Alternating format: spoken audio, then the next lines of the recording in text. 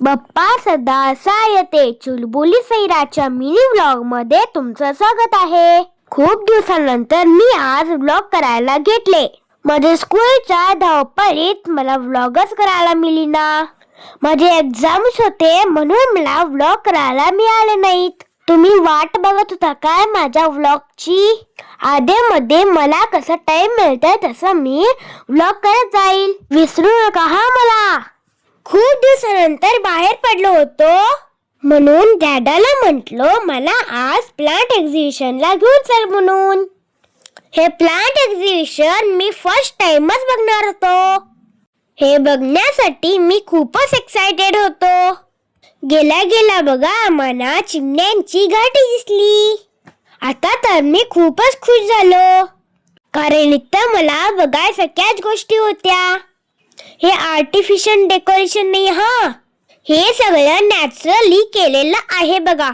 ऊस, जोंधळ्याचे तोरे, मक्याचं कणीस आणि केळींच्या फुलांपासून इथं मस्त असं डेकोरेशन केले होते बघा. ते नॅचरल आहे असं वाटतच नव्हतं. त्याच्या दुसऱ्या साईडला कर्नाटकाचे फेमस लोकांचे स्टॅच्यूज लावले होते. हे खूप जास्त होते बाबा. सगळे स्टॅच्यू तुम्हाला दाखवत बसलो तर व्हिडिओ खूपच मोठा होईल म्हणून मी शॉट घेत पुढे गेलो. काय पण म्हणा, मला तर हे एक्झिबिशन खूपच आवडलं बा. इथं बाहेरच्या विलेजेस मधनं पण लोक आली होती. त्यांनी आपल्या शेतातल्या गोष्टी पण आणल्या होत्या. हे बघा चॅम्पियनशिप.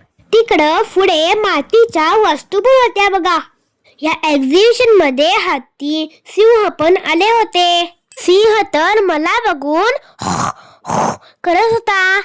इथं प्युअर पामचं तेल पण काढून देत होते. कुणाला गच्चीमध्ये फार्मिंग आणि प्लांटिंग करायचं असेल त्यांना पण फार्मिंग करायचं एज्युकेशन देत होते. पुढे बाप्पा दिसले. बाप्पांच्या चरणी नतमस्तक झालो. तिकडं वेगवेगळ्या टाईपचे पॉट्स पण आले होते. आमच्या फिश टँक मध्ये घालायला फिशेस पण बघूनच आलो बघा. फिशेस जास्त नव्हते तर पण बघूनच आलो.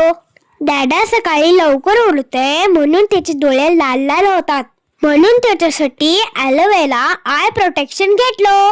असा होता प्लांट एक्झिबिशन. मला तर खूपच आवडला.